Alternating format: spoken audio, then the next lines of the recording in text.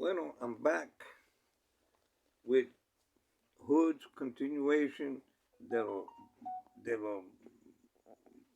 bravo y todo eso, la gente que, real gangsters, not the pretenders that we have today, but real cañoneros and stuff like that, man. And they took their, entiende? Um, so the last, what I think the last time I left off was que yo estaba in New Jersey in a place called Paramus State con Fernando y este tipo que se llamaba Georgie. Parece que yo no sé si le metieron, if they shot him in the leg or I know I think he fell off a building, some crazy stuff I heard. You know, I wasn't really there, but that's what I heard. And he was with us, you know. Then I didn't see him until like maybe about probably a year later or something like that, you know. But George Diaz, man, me and him were pretty good, man. We fought, you know, when we were kids, we fought. He was a good fighter, entiende? But salimos en parte, even, you know. And the beautiful thing about Georgie was that he became a Golden Glove champion, George Diaz. You could look that up. And then the problem was, man, that he was addicted to drugs. You know, I heard he went to Puerto Rico. I think he drowned in Condado Beach. You know, but he was cool people. Him, his brother Herbert, and Kawita. They were pretty cool. Anyway, so you know, I came home, boom, boom, boom. You know, I tried my best, man, to stay out of trouble, man. But you know, when you live in the ghetto, nothing else you can do. You know what I'm saying? And so, you know, we started doing crazy things, man. You know, basically, at like breaking into trucks because where we lived there was a lot of garages, parking lots, and people would leave their trucks overnight or for the weekend, and they go party. We like young kids, man. We like, yo, man, let's do our thing. Get a crowbar, pop. Next thing you know, man, they have some good stuff, man. You know, we were making our money and shit. There was a bakery on 28th Street, a French bakery, I think it was. And we used to go in there, man, and do our thing when we were kids, man. And then we used to have, you know, cake fights and stuff, you know. And you know, as we were growing up, and you know, we noticed a difference in style and stuff we were doing, you know. Then I got into call, you know, like they call it mugging, I guess, you know. And it really wasn't my style, but you know, everybody was into with knife and you know sticking somebody up and shit like that, you know. And in one of those, man, I was hanging out with this guy named in my head and with Blinky. And I don't know how it happened, man. We got arrested in Central Park, man. And next thing I know, I ended up getting all the weight. I got all the weight, man. And I ended up going upstate. Um, well, I went to the youth house. From the youth house, man, you know, I was always getting into fights, boom, boom, boom, you know, with dudes who thought they were gangsters and they were really, you know, pretenders or pranksters or whatever you want to call them. You know what I'm saying? And I always represented. I represented pa mi gente, entiende? You know. And there were some brothers there that were down with the program. You know, they were down with you know with what I was doing. You know, and we held it like that. You know. So I was in Spofford. It was called Spofford. I don't know what it's called now, but in 1957, 58, you know, it was called the Youth House, and then Years later, they said it was Spofford. But anyways, so I go to court, man. Boom, boom, boom. And the judge, she looked at me. She said, "You know, you've been arrested so many times. I think we're gonna put you away so that you can chill." She didn't say chill. I'm saying chill, so that you could like relax, take it easy. And she sure did, man. She sent me away for 3 years.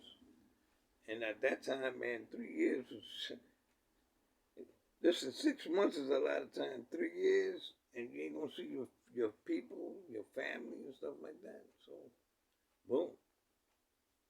Next thing I could remember was getting on that bus, heading upstate. You know, we were going over to George Washington. In fact, I think at that time they were knocking down the Third Avenue. At one of them train stations they were knocking down. And I'm looking at it, you know. Then we went over George Washington Bridge, and as we went over George Washington Bridge, we went up north, you know. And we ended up in this place called no, we went to Warwick.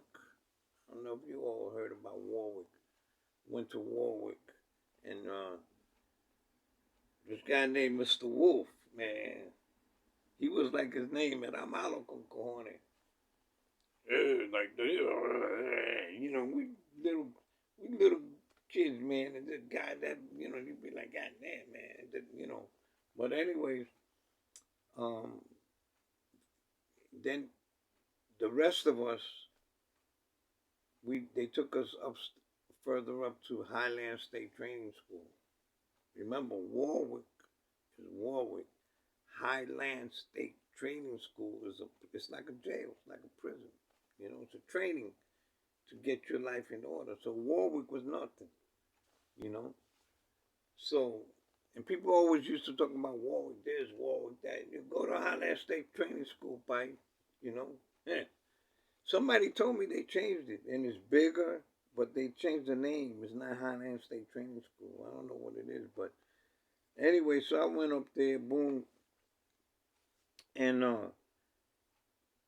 you know, I did my thing as an inmate, you know, and I started feeling things out. I got into a couple of, well, not, a, yeah, I got into a couple of scrapes. One was with this brother, man. I call him Cockeye Simmons, because he was like medio rico, but he was good with his hands, man. And me and him got into one. We was in this class, Mrs. Gear's class, you know. She was a nice teacher too, man. And, you know, we got into it. Boom. They broke it up. Then we became friends, you know. Then there was Fork, this brother named Fork. I forgot his first name, but his last name was Fork. And he chilled. I guess, you know, it's a feeling out process, man. They want to know if you're good with your hands and you got this, you know. And they knew I had both, so they chilled. We became real close and shit, you know. So anyways, I remember when they threw us in, they threw me in D group. I was in D group. It was C group, D group, A group, B group. You know, then they had the cottages. They had A1, B1, you know.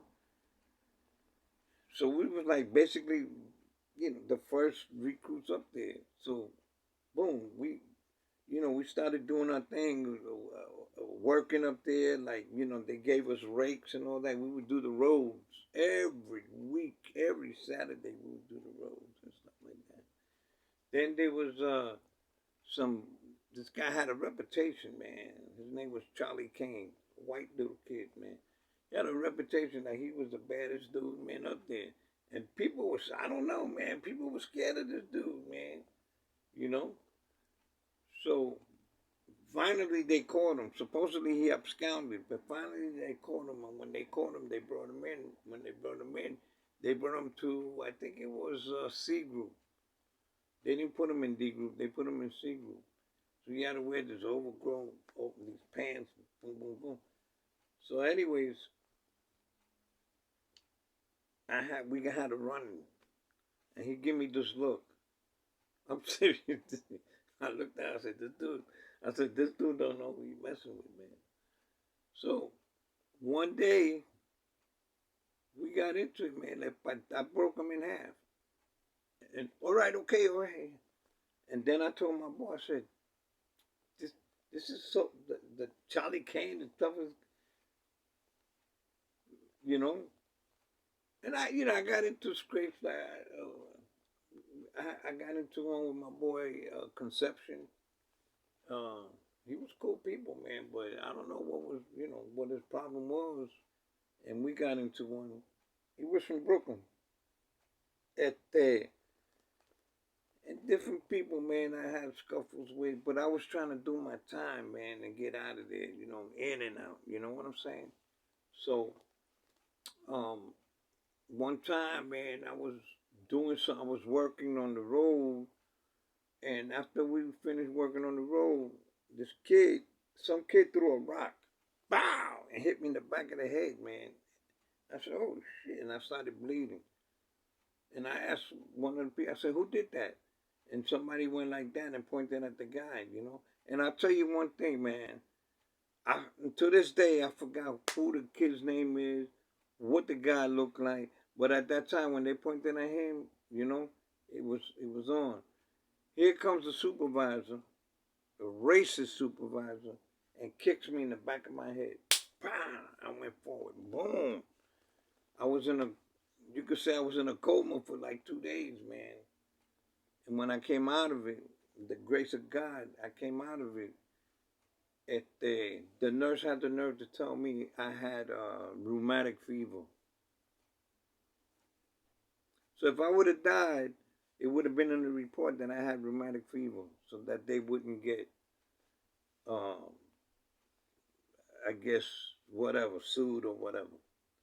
I doubt if they would have gotten sued because La Vieja Mia wasn't into suing people, or she didn't know how to sue people. So after that, my supervisor, God bless him, man, Mr. Cusick. I'll never forget him, man. I think his name was John Cusick. Good guy, man. And he even told the guy who hit me in the back of the head like that, his name was Tarrington. Tarrington. Big old stupid looking piece of crap, man. I'll tell you, man, when I got older, I became a man, I was looking for that dude because I really wanted to beat the living shit out of this mother. You know what I'm saying? You're going to kick a kid in the head, man, for no reason, you know? And believe me, I ended up having all kinds of these real serious hate on certain people, because of that shit. So anyway, Mr. Cusick, man, he told him, he said, "Yo, Alam, no, man, not him, you know?" And the reason why, because I was like A1. I was like an A1 student, man. I took care of everything, man, And then they made me A1 runner, and I would take kids like to sick call, visits, you name it. I had a job working in the kitchen, this, that, and the other. I was doing, I was trying to get out of there, man, so, so the thing was, man, I was like, okay, if I do good, boom, boom, boom, maybe I'll leave out of here someday, because that's the way that's the way I see things or saw things. So, anyways, they moved me out of D group to B1, and I knew a couple of dudes in there who had some serious cases, man, and one of them, his last name was Payne, man, and ese tipo had a real big problem, man. Thought he was a gangster, pressing up on people. With me, not with me. So he tried it with me, man, and I took my shit. I guess I gave it to one of my boys. I said, "Watch that." I went into the bathroom, man, and this guy, let me tell you something. He wish he ain't never messed with me, man. Trust me, man. And after that, he became the nicest guy in the dorm. I lit his ass up, man. Even the people in B1 thought, yo, man, Johnny beat this dude up, man. You know, yeah. I'm the quiet person in the world, man. But when you mess with me, man, it's a wrap. It's a wrap, you know. And so being there, you know, I participated in track.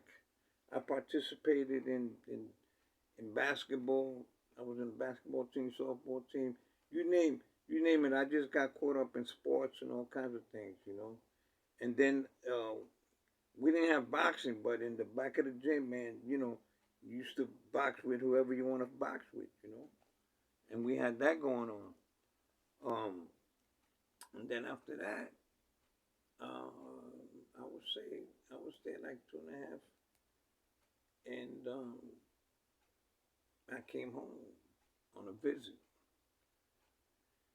and my family had moved from 27th Street to Uptown 84th Street. No, they moved to 85th Street, 207 West 85th. It was called Junkie's Paradise.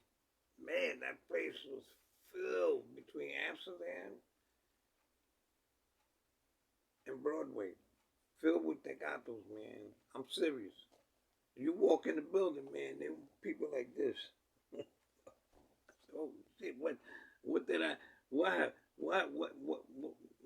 You know, what happened with moms moving into a place like that? You know. So I'm gonna cut it. I'm gonna cut it because it's gonna get real deep from here on in. Peace out.